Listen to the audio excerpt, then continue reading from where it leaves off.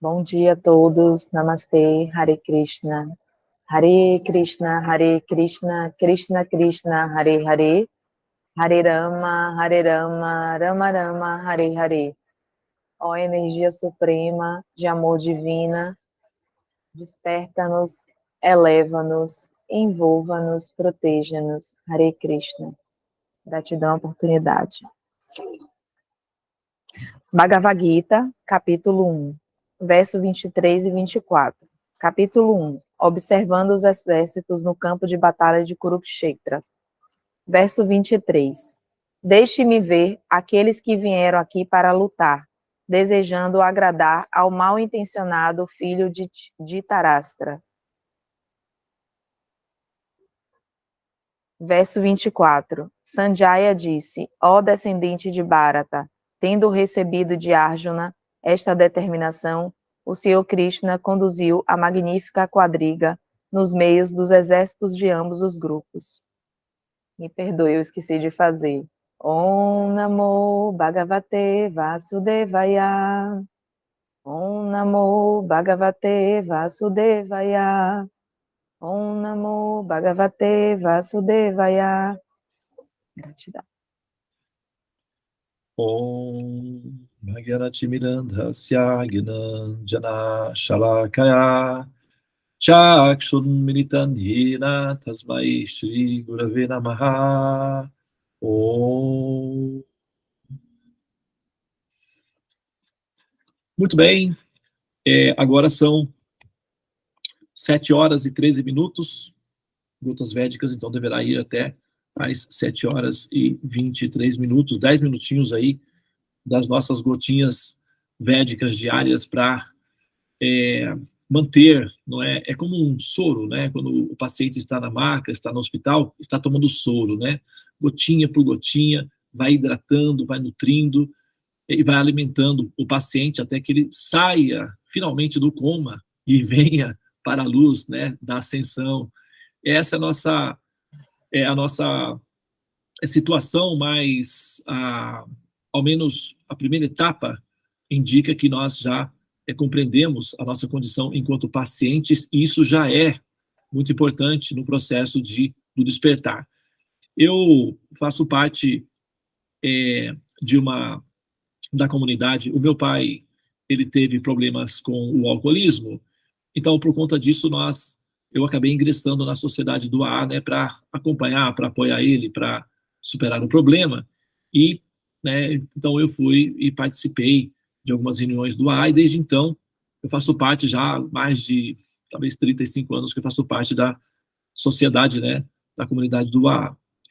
E uma das prerrogativas principais que sempre nós mencionamos na questão da recuperação do problema do alcoolismo, enfim, isso serve para qualquer tipo de adicção que a pessoa pode ter, é que a primeira etapa, a etapa mais importante é o reconhecimento de que a pessoa está doente, de que ela é um paciente. A parte mais difícil é o entendimento de que eu sou um paciente, preciso de cura, preciso de ajuda. Assim, normalmente as fases iniciais não, eu sou apenas socialmente, eu faço isso apenas socialmente, eu tenho controle, eu dou conta e tal, até que chega numa condição em que a pessoa se vê realmente que é um paciente, né? Então, no caso da alma, do processo da evolução, a alma vai levando a vida baseado no ahamkara, ou no falso ego. Não, porque eu tenho domínio da minha própria vida, as decisões são minhas, eu tenho livre-arbítrio, sou eu que decido, eu sei o que eu faço, é o caminho e tal, eu vou fazer depois, vou deixar para mais tarde, aí eu vou deixar para o final da vida, e aí pronto, volta de novo no renascimento, né? E esse processo é uma doença, porque o renascimento requer que o ser novamente tenha que morrer. E isso é uma condição infeliz para a alma, que é um princípio eterno. Tá?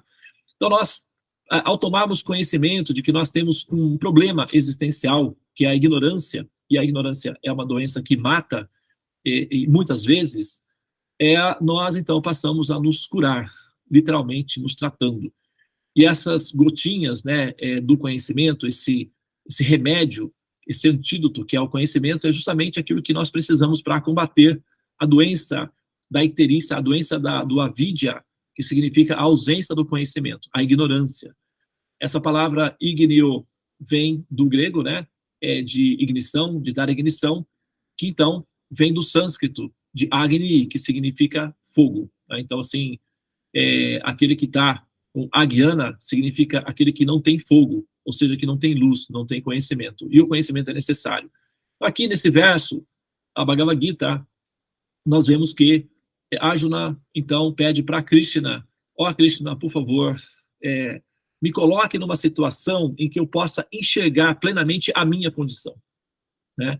Eu quero ver em que situação eu estou. Eu sinto que eu não estou bem, isso é certo. Porém, eu não consigo avaliar a minha condição real. Então, eu preciso que você, por favor, me coloque numa posição em que eu possa enxergar quais são os meus inimigos. Tá? Então, assim, a primeira etapa do processo de autoconhecimento é entender os obstáculos reais que você tem que enfrentar. Né?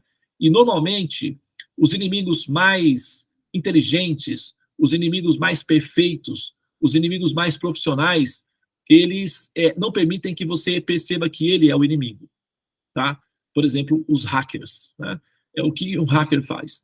Ele entra no seu equipamento e tal, nas suas contas, retira os seus dados sem que você perceba. Os ladrões mais perfeitos, o que eles querem? Eles não querem aparecer.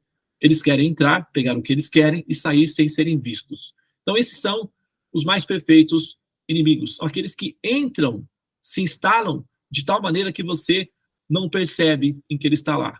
Dito que a prisão mais perfeita é aquela em que o refém não deseja sair dela. Então, essa é a prisão mais perfeita. Então, assim, se nós supomos que nós estivéssemos num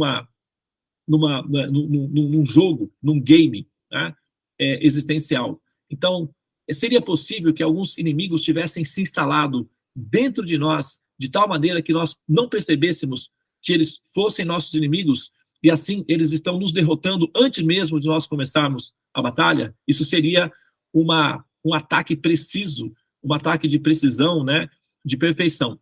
E se vocês conhecem a história da Segunda Guerra Mundial, quando a Alemanha nazista começou a invadir os países, começou pela Polônia. Eles tinham uma técnica que era uma técnica muito rápida.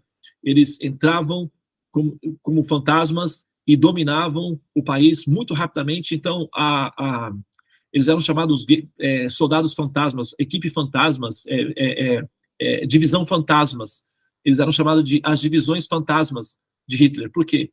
Ninguém via por onde eles entravam, quando viam, eles já estavam dentro e já dominavam o país. Então, a técnica era uma técnica muito rápida, e com isso ele foi conquistando todos os países da Europa, e os países ficavam, né, aterrorizados com a técnica de ataque dos nazistas, que eram muito precisas e efetivas, porque eles não eram vistos e, de repente, eles já estavam lá.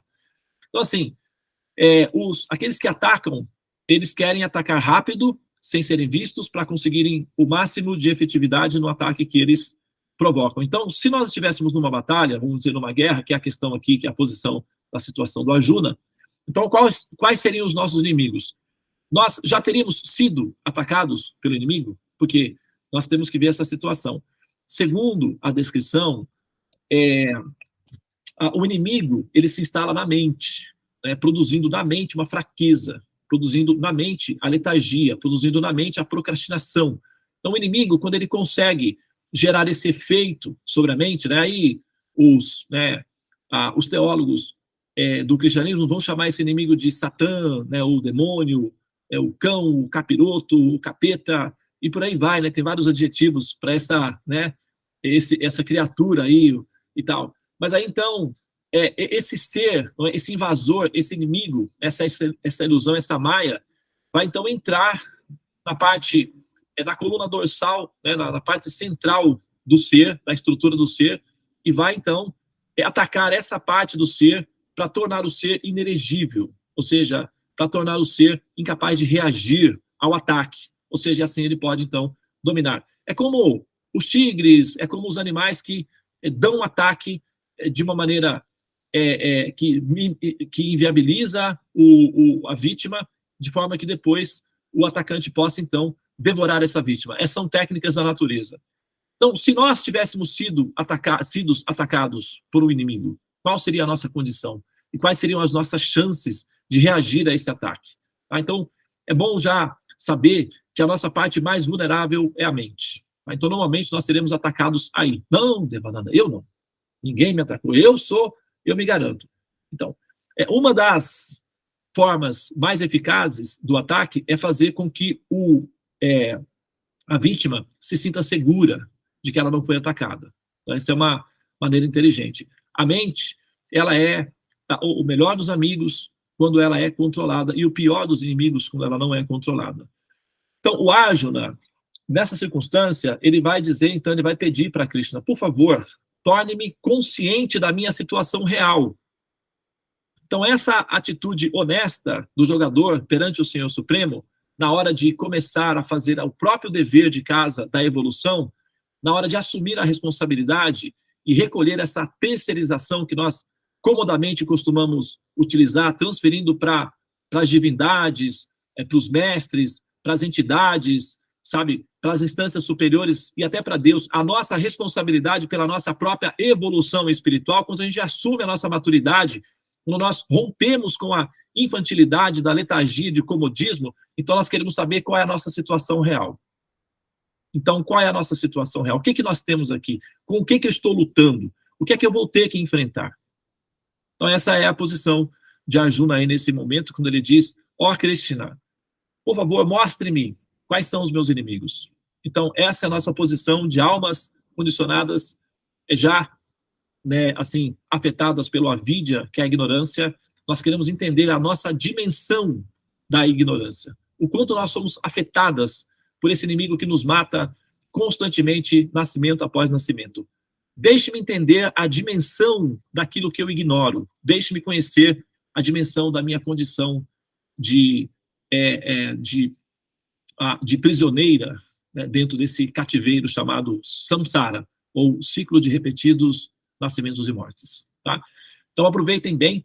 Nós estamos fazendo aí um caminho na Bhagavad Gita que vai nos ajudar significativamente em fazer o reconhecimento desse terreno e também, é claro, né, assim, adquirir forças para dar início à nossa batalha fundamental e vencer esse inimigo que nos mata continuamente, vida após vida, esse inimigo formidável chamado ignorância. Namastê, Hare Krishna, Krishna Krishna, Hare Hare, Hare Rama, Rama Rama, Hare Hare. Ó energia suprema, amor divina, desperta-me, eleva-me, envolve-me, protege-me. Hare Krishna.